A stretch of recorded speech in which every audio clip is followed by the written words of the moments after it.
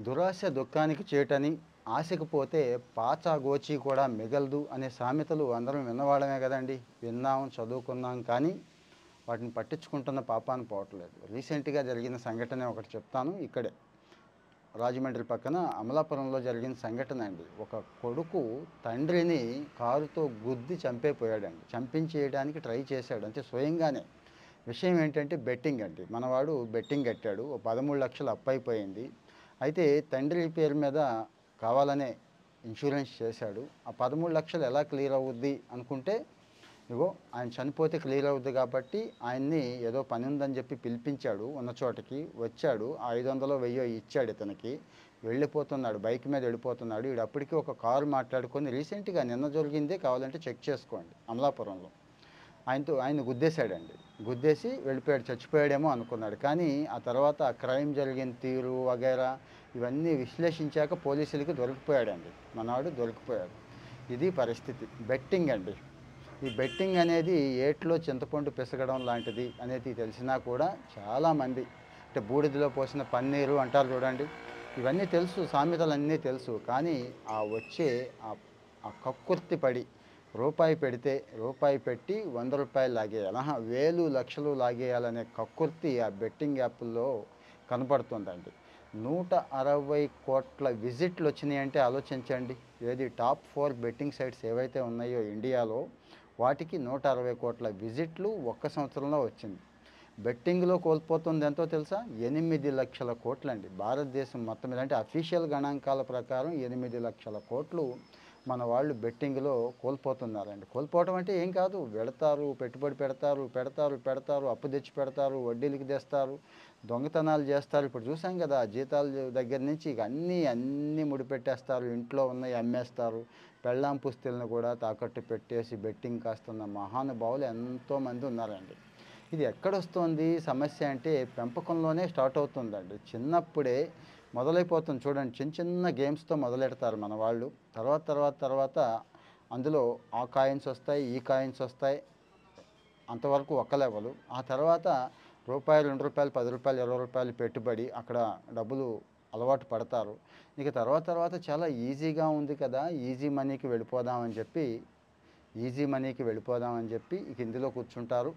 ఎంత దారుణం జరుగుతుందంటే బాగా బతికిన వాళ్ళు కూడా చితికిపోతున్నారండి.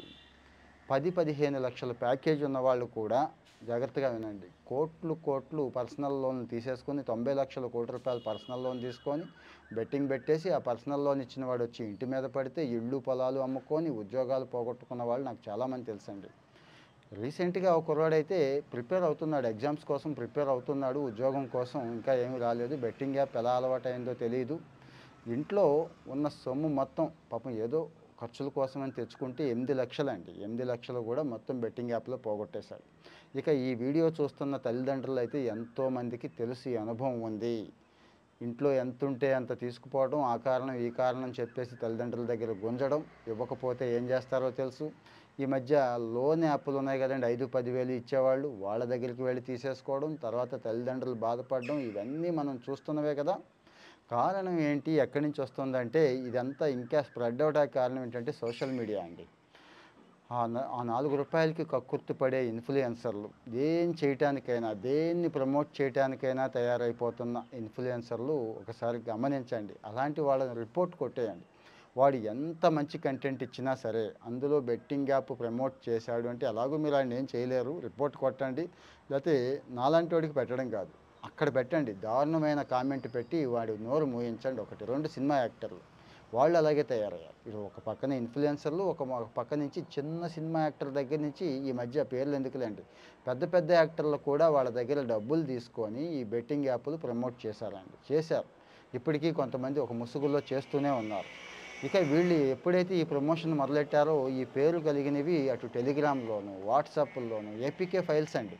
అది ఏ ప్లే స్టోర్‌లోనూ ఉండదు. వాడేమో డిలీట్ చేస్తూనే ఉంటాడు. ఏపీకే ఫైల్స్ రూపంలో పంపించేసుకొని, డౌన్‌లోడ్ చేయించేసి, ఆడించేసి, ఎంత నాశనం అంటే దుంప నాశనం చేసేస్తున్నాయి ఈ బెట్టింగ్ యాప్‌లు. ఈ బెట్టింగ్ యాప్‌ల మీద పాపం ఎవరు అతను ప్రపంచ యాత్రికుడు ఇలాంటి వాళ్ళు ఏదో కొంత చేస్తున్నారు. కానీ ఎవరు ఎంత చేసినా ఇంట్లో మొదట్లోనే స్టార్ట్ అయిపోవాలి. చిన్న వయసు నుంచి 10, 12 సంవత్సరాల నుంచే అది రక్తపు కూడు లాంటిది, మన సొమ్ము కాదు, మనం దానికోసం ఆశపడకూడదు. ఇలాంటివి మరి ఎంతమంది చెప్తారో నాకైతే తెలీదు, చెప్పగలగాలి.